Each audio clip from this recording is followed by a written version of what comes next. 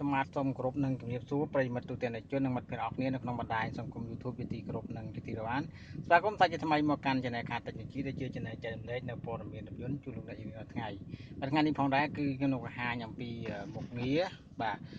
มันสนิทเจนั่นเลยรถยนต์โตโยต้าวายอชนำปีปอนมาเพย์มวยบ่าโอเคจังยังมือตะเลยเทมเปอร์เชอร์นี่บ่าจังไรนี่คือจีกไรจ้ะเทมเปอร์เชอร์บ่าอย่างนี้บ่าจะเจล้าจะจบbà này chơi lá này chọc bà lạiនេះគឺកន្លែងមុខងារ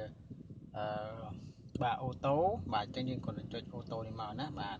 កន្លែងនេះគឺសម្រាប់ប័ណ្ណប្រព័ន្ធផ្សេងៗទាំងអស់បាទហើយកន្លែងនេះគឺសម្រាប់បើកនៅពេលដែលមេឃភ្លៀងកុំឲ្យស្អាតកញ្ចក់បាទ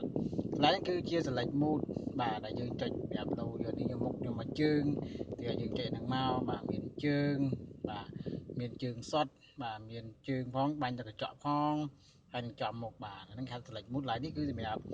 រាបាទអញ្ចឹងគឺនៅកណ្ដាលហ្នឹងគឺមានកន្លែងចេញខ្យល់ទៅទៀតអញ្ចឹងអ្នកនរគ្នាចុចតែនេះទៅបាទឬក៏កន្លែងចុចសម្រាប់បាទកម្ដៅកុំឲ្យស្អាតកញ្ចក់ក្រោយណាបាទកន្លែងនេះគឺសម្រាប់បិទបើកចោលក្នុងចោលក្រៅអញ្ចឹងបើសិនជាករណីចេញភ្លើងពណ៌បៃតងនេះមានន័យថាវាកំពុងតែប្រើប្រាស់មុខងារខ្យល់ក្នុងតែយើងអត់ចុចបើសិនជាភ្លើងបៃតងអត់ភ្លឺទេមានន័យថាប្រើប្រាស់ខ្យល់ចោលក្រៅបាទតែជាទូទៅគឺរេចខមមិនឲ្យប្រើខ្យល់ចោលក្នុងបាទដើម្បីការពារកុំឲ្យស្ទះកញ្ចក់ត្រជាក់នឹងប្រិមិត្តបាទអូខេកន្លែងនេះគឺជំរាបបិទមុខងារកុងតាក់បាទគេហៅថាកុងតាក់ AC បាទបិទខ្លាច់មួយតិចណាកុំឲ្យកុំព្យូទ័រធ្វើការកន្លែងនេះគឺសម្រាប់យើងចាស់លបឿនកង្ហារកន្លែងនេះគឺវាថយកន្លែងនេះវាបង្កើនបាទអូខេអញ្ចឹងងាយស្រួលទេយល់ណាបាទខ្លីៗទេហើយតែតនសេរីនេះក៏មិនខុសពីសេរីមុនប៉ុន្មានដែរដូចតែគ្នាទេប្រិមិត្តបាទអូខេ